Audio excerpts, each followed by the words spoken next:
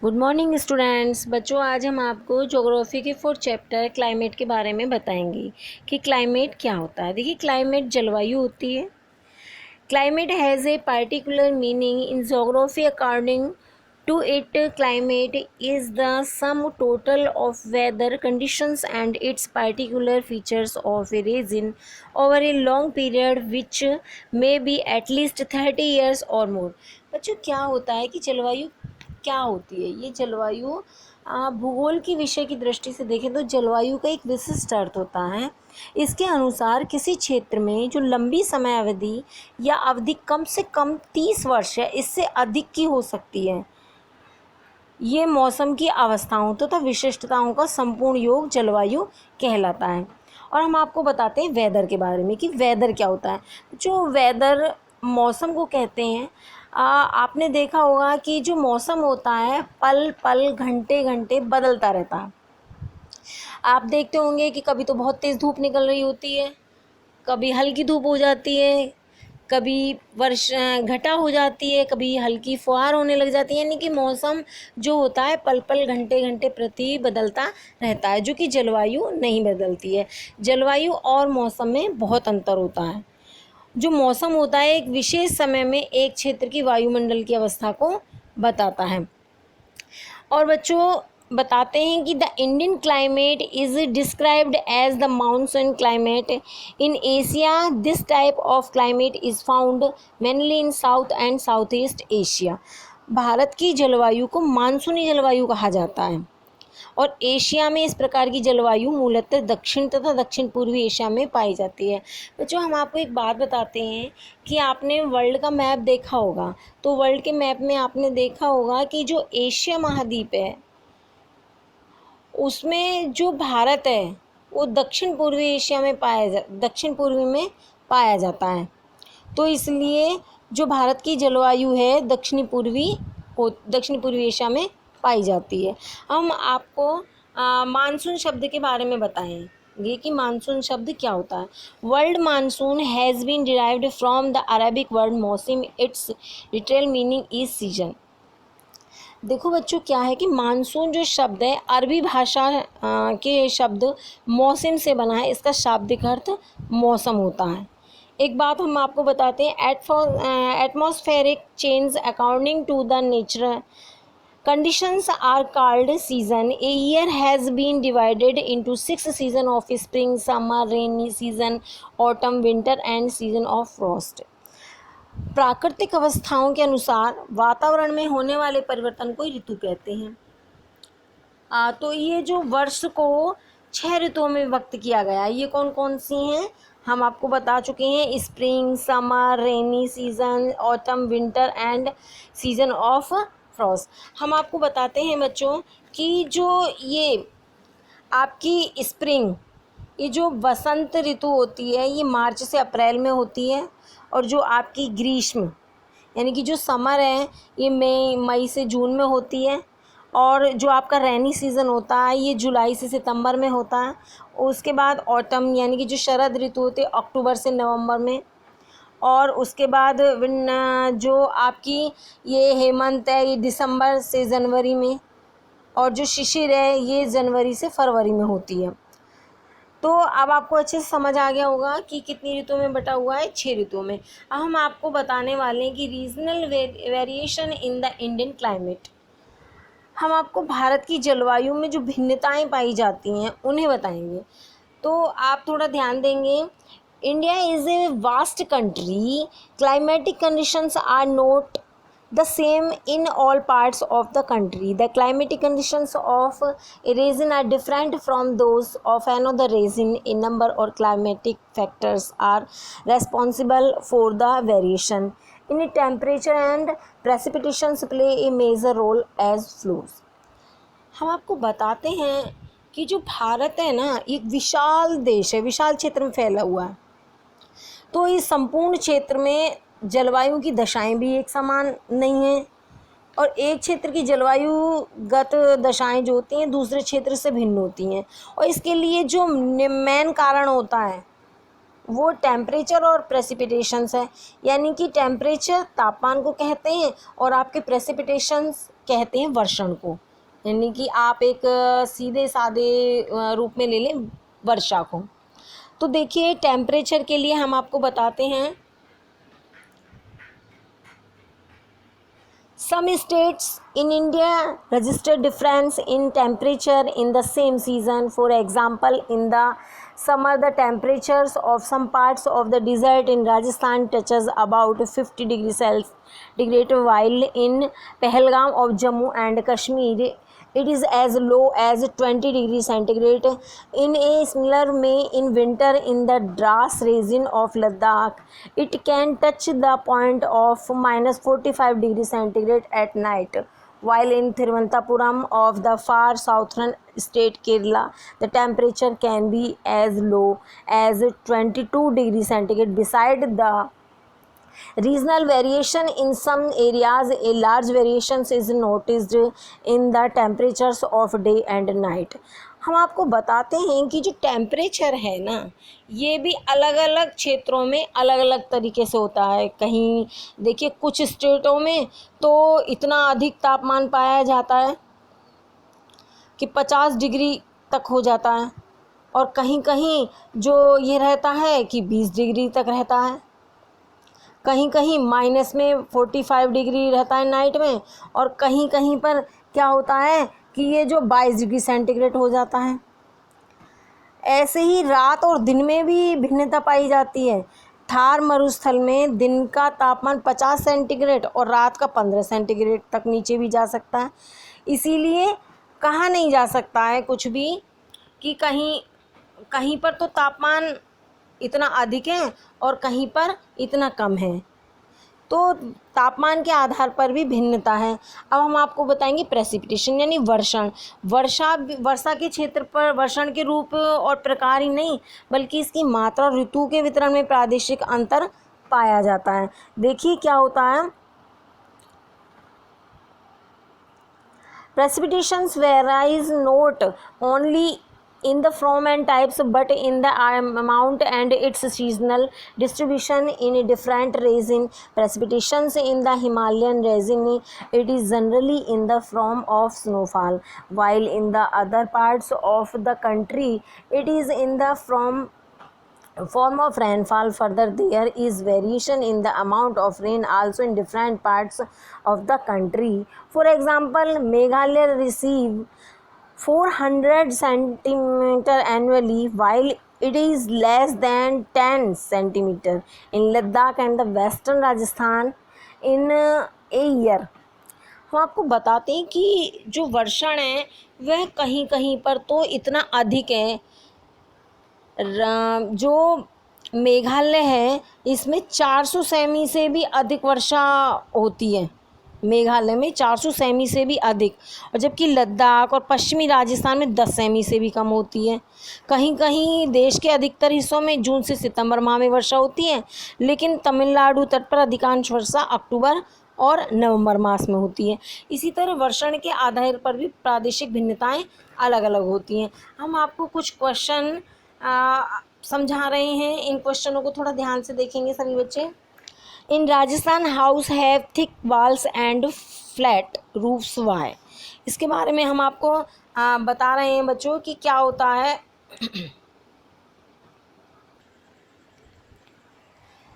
क्या होता है कि राजस्थान में घरों की दीवार मोटी और छत चपटी होने के क्या कारण होते हैं, ये पूछा गया है इसमें। तो हम आपको बताते हैं कि it being a desert area temperature in summer is very high and in winter very low. Thick walls maintain the temperature in both the season normal. Such walls check the intensity of heat and cold by dint of their thickness from affecting the inner temperature. It helps normalize the temperature inside the house. इसमें ये बताया गया है बच्चों कि जो मरुस्थल क्षेत्र होने के कारण शीत ऋतु के तापमान बहुत कम तथा ग्रीष्म ऋतु में बहुत अधिक होता है। तो शीत ऋतु में अधिक ठंड होने के बाद भी अंदर का तापमान जो है ना सामान्य बना रहता है, और गर्मियों में अधिक तापमान होने के कारण मोटी दीवारें होती हैं तो अधिक गर्म नहीं हो पाती हैं और बाहर की गर्मी घर के अंदर नहीं पहुंच पाती है। और दूसरा देखिए, roofs are made flat in Rajasthan to protect the house from the dusty storms which are in normal features there. इसमें क्या है कि जो चपटी छतों का निर्माण राजस्थान में जो धूल भरी आंधियाँ आती हैं उनसे बचाव के लिए किया जाता है। अगला क्वेश्चन क्या है बच्चों, हम आपको दिखा रहे हैं।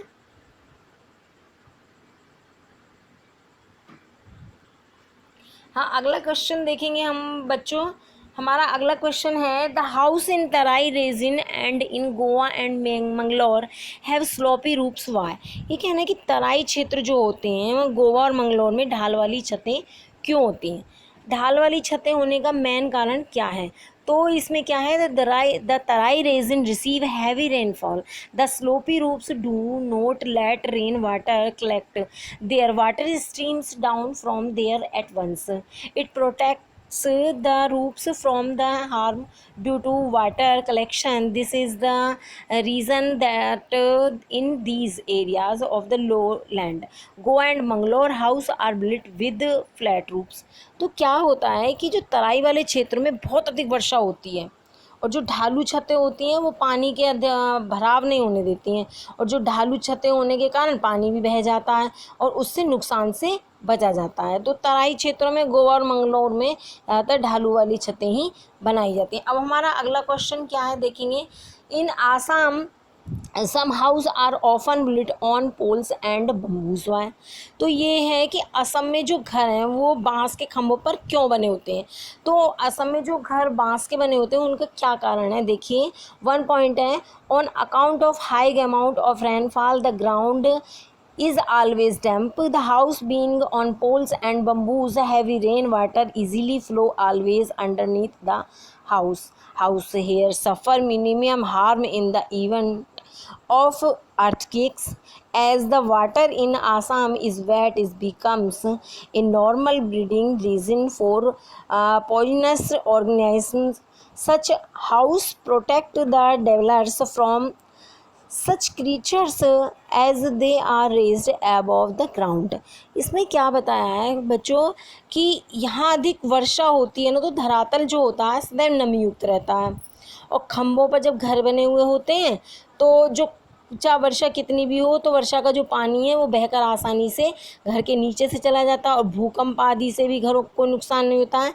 और असम वगैरह में क्या होता है कि आर्द्र मौसम होता है तो वहाँ बहुत अधिक विषैले जीव जंतु घूमते रहते हैं, तो उनसे बचाव के लिए घर बांस के खंभों पर बनाए जाते हैं। अब हम आपको अगला जो पढ़ाने के लिए जा रहे हैं टॉपिक वो है हमारा क्लाइमेटिक कंट्रोल्स। क्लाइमेटिक कंट्रोल जो जलवायु नियंत्रण, यानी कि जलवायु नियंत्रण के लिए कौन कौन सी जो तथ्य हैं वो मोस्ट हैं, कौन से कारक जो महत्वपूर्ण होते हैं। नंबर 1 है देखिए लैटिट्यूड, यानी कि अक्षांश।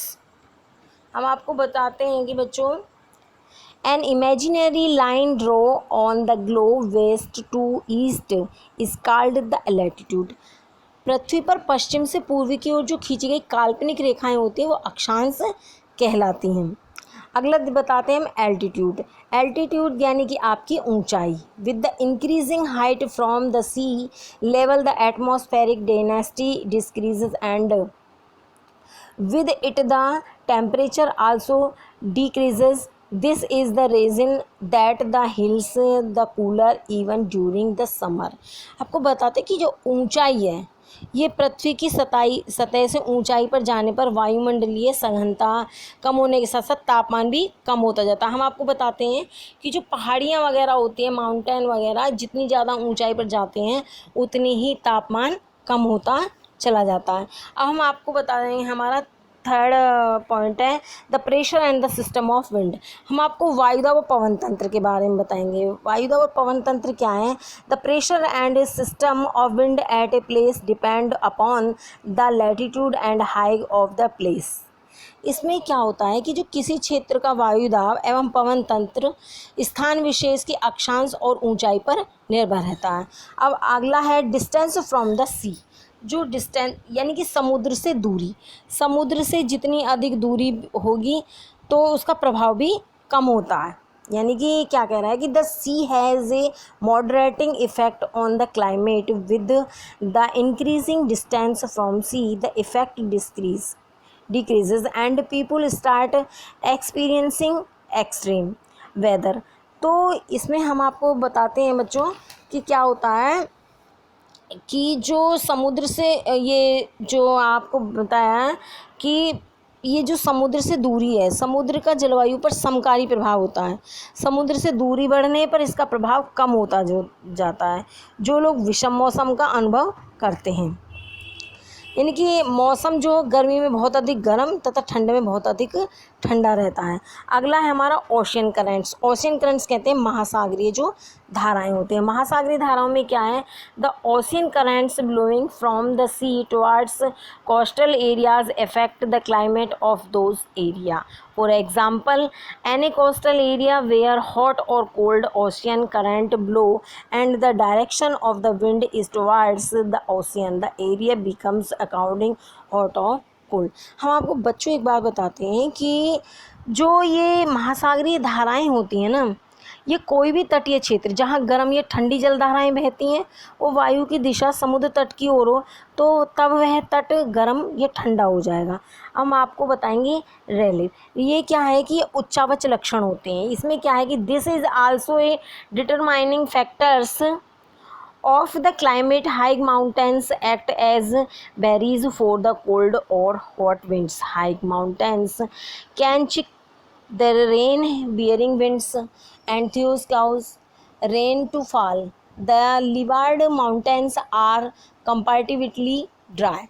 हाँ, आपको एक बात बताते हैं बच्चों, थोड़ा ध्यान देंगे इस बात को कि जो ये उच्चावच लक्षण जो होते हैं ना, ये जलवायु के निर्धारण में बहुत महत्वपूर्ण भूमिका निभाते हैं। जो ऊंचे पर्वत ठंडी या गर्म वायु को अवरोधित करते हैं, यानी कि रोकते हैं। उच्चावच वर्षा लाने में वायु को रोकने के साथ साथ क्षेत्र में वर्षा का कारण भी बन सकता है। हम आपको एक बात बताते हैं कि देखिए इसको, इस टॉपिक को थोड़ा ध्यान से देखेंगे बच्चों कि why most of the world's desert are located in the western margins of continents in the subtropics. तो विश्व के अधिकतर मरुस्थल हैं उपोष्ण कटिबंधीय भागों में महाद्वीपों के पश्चिमी किनारों पर क्यों स्थित है, क्या कारण है?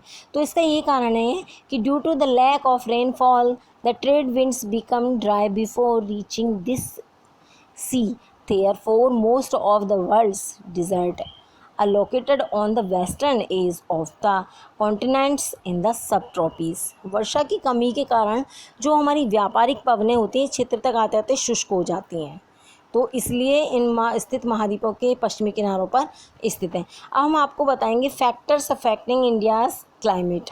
तो इसमें क्या है कि भारत की जलवायु को जो प्रभावित करने वाले मोस्ट कारण क्या क्या हैं। तो the climate of India is affected by the monsoon winds. It depends on the monsoon winds. Therefore the Indian climate is known as the monsoon climate. The climate is affected by various factors following area the factors the affected. इसमें क्या है कि बच्चों एक तो latitude है, आपका altitude है, प्रेशर एंड विंड्स हैं, the influence of the Indian ocean है, और आपका influence of distance from the sea, ये सब आता है इसमें। तो हम आपको लैटिट्यूड के बारे में ही बताते हैं कि लैटिट्यूड क्या है। हम आपको बता रहे हैं लैटिट्यूड में India is located between 8 degree 4 centigrade से 37 degree 6 Celsius north latitude and 68 degree 7 Celsius से 97 degree 25 Celsius centigrade east longitude to the north of the equator. The Tropic of Cancer passes almost through the center of the country. इसमें क्या होता है कि बच्चों जो भारत है भूमध्य रेखा के उत्तर में 8 डिग्री 4 सेंटीग्रेड से 37 डिग्री 6 सेंटीग्रेड उत्तरी अक्षांश और 68 डिग्री 7 सेंटीग्रेड से 97 डिग्री 25 सेंटीग्रेड पूर्वी देशांतर के मध्य अवस्थित है। एक बात हम आपको बताते हैं कि बच्चों आपने इंडिया का मैप देखा होगा। इंडिया के मैप में आपने क्या देखा होगा कि जो कर्क रेखा है, कैंसर जो है ये जो है कि 8 जो जितने क्षेत्र को काटती है उसका जो ऊपरी भाग है, जो उत्तरी भाग है उसका, जो उत्तरी पूर्वी जो भाग है वो उपोष्ण क्षेत्र में आता है। किस क्षेत्र में आता है? वो उपोष्ण क्षेत्र में आता है। तो वहाँ पर क्या है कि तापमान अधिक और उत्तरी भाग में तापमान कम पाया जाता है। जो उत्तरी भाग में तो जितना ऊंचाई पे जाएगा उतना ही तापमान कम होता है और जितना नीचे होता है उसमें अधिक पाया जाता है। आगे हम बताते हैं एल्टीट्यूड यानी ऊंचाई के बारे में। ऊंचाई के बारे में हम आपको बताते हैं, देखो बच्चों, to the north of India lies the Himalayan mountain. Its average altitude is about 6,000 meters. The coastal area of India is also vast where the average height is 30 meters. The Himalaya check the cold winds coming from the Central Asia from entering the Indian subcontinent. तो बच्चों हम आपको बताते हैं कि altitude ये क्या है, ऊंचाई जो होती है ना, ये भी इस भारत की जलवायु को प्रभावित करती है। तो भारत में उत्तर में हिमालय पर्वत स्थित है और जो इसकी औसत ऊंचाई है 6,000 मीटर है। आपको पता है कि जो हिमालय पर्वत है, हमारा हिमालय माउंटेन है, ये एक प्रहरी के रूप में खड़ा हुआ है। तो जब ये जो हमारी जो ठंडी हवाएं आती हैं वो सीधी नहीं आती हैं, मध्य एशिया से जो हवाएं आती हैं वो सीधी नहीं आती हैं। तो ये हिमालय जो होता है उन हवाओं को रोक देता है, जिसके कारण वह क्षेत्र अधिक ठंडा नहीं होता है, अन्यथा वह बहुत अधिक ठंडा हो जाता। यह भी आप देखिए, अब हम बताएंगे। अब अगला हमारा टॉपिक है प्रेशर एंड विंड्स, और वायुदाब एवं पवन के बारे में बताएंगे। India is located in the sub tropic region of high winds pressure. Due to these surface and seasonal winds, India has various kinds of the seasons and the distributions of rainfall also varies. Bharat की जो अवस्थिति है ये उपोष्ण उच्च वायुदाब कटिबंध में पड़ती है। इस कटिबंध में चलने वाली स्थल एवं मौसमी पवनों के प्रभाव के कारण भी भारत में विभिन्न प्रकार की ऋतुएं होती है, तो इनमें अलग अलग अंतर पाया जाता है। हम आपको एक बात और बताते हैं कि the trade winds under the Coriolis force are deflected towards the right and advance towards the low pressure area of the equator. एक कोरियालिस बल और होता है बच्चों, ये कोरियालिस बल के प्रभाव से व्यापारिक जो पवनें होती हैं दाहिनी ओर विक्षेपित होकर विषुवत के निम्न दाब वाले क्षेत्र की ओर अग्रसर हो जाती हैं। आगे हम आपको पढ़ा रहे हैं बच्चों कि इन the season of frost there is high pressure in the north of the Himalayas. The cold dry winds here blow over the low pressure area of the sea. In the summer, low pressure area is created over the inner Asia and the northeast India. As a result of it, the directions of the winds is completed change. क्या होता है कि बच्चों जो ये इस शीत ऋतु में हिमालय के उत्तर में उच्च दाब बना रहता है। यहाँ की ठंडी जो शुष्क हवाएं हैं दक्षिण में निम्न दाब वाले महासागरीय क्षेत्र की ओर बहती हैं। इसके कारण गर्मी के दिनों में वायु की दिशा पूरी तरह से बदल जाती है। तो अब हम आपको आगे का जो बता रहे हैं वो है the influence of the Indian ocean. अब हम आपको हिंद महासागर का प्रभाव भी बताते हैं। हिंद महासागर का प्रभाव क्या है, देखिए। As India is located in the north of the Indian Ocean, the monsoon winds caused by the high pressure over the Indian Ocean below. In the summer, these winds cause heavy rainfall in the Tamil Nadu and the region of Bay of Bengal. In winter, cyclone disturbance cause rain in the Bay of Bengal in summer. तो देखिए कि हिंद महासागर का प्रभाव भी क्या होता है। जो भारत की स्थिति हिंद महासागर के उत्तर में होने के कारण ग्रीष्म काल में हिंद महासागर पर अधिक वायुदाब से उत्पन्न जो मानसूनी पवनें चलती हैं, तो जो तमिलनाडु तथा बंगाल की खाड़ी में शीतकालीन वर्षा कराती हैं। एक बंगाल की खाड़ी में ग्रीष्म काल में चक्रवात के कारण भारी वर्षा होती है।